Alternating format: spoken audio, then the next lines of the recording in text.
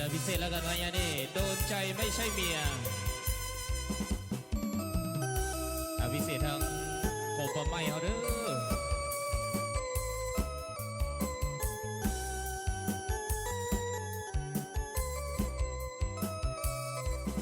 เมียคือดวงใจยิ่งอื่นทั่วไปคือกำไรชีวิตสายไม่เจ้าสู้งูไม่มีพิษเสือไม่มีละอายตายสดีกว่าเพอเด็ดดอกไม้ข้างทางเป็นบางเวลาไม่ได้จริงจังหรอกนะแค่เติมสีว่าให้มีสีสันถนนกับบ้านยังเป็นเส้นตรงไม่เคยหลงทางอาจมีเดือนที่ปีครั้งเพื่อออกนอกทางให้เธอไว้วันอย่าด่วนตีโพยตีพายลำพึงลำพันเธอยังเป็นคนสำคัญที่ฉันรักและห่วงใยไม่ได้นอกใจแต่หากำไรนิดน้อยไม่คิดจะมีเมียน้อยให้เธอต้องทนร้องไห้มีผัวรูปรอ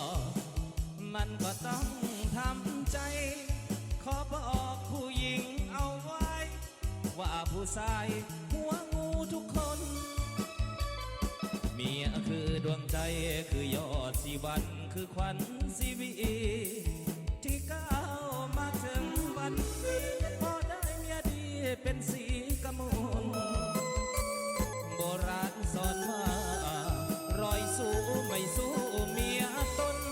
ท่องไว้ย้ำต้องใจคนโดนใจที่ไม่ใช่เมียเกี่ยวกันแน่เกี่ยวกันแน่เกี่ยวซ้ายแล้วก็เกี่ยวขวาเกี่ยวกับขวาก็เกี่ยวกับคนข้างๆนะ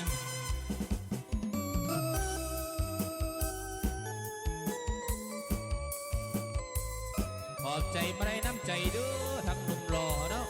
ลำรวยแล้วกันไม่ได้นอกใจแต่หากำไรนิดหน่อยไม่คิดจะมีเมียน้อยให้เธอ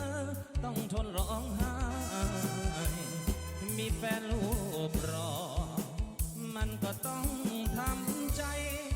ขอบอกผู้หญิงเอาไว้ว่าผู้ชายเจ้าสู้ทุกคนเมียคือดวงใจคือยอดชีวันคือขวัญชีวิตที่ก้าวมาถึงวันนี้พอได้เมียดีเป็นสีกมลโบราณสอนว่ารอยสู้ไม่สู้เมียตนท่องไว้ย้ำต้องใจคนโดนใจที่ไม่ใส่เมีย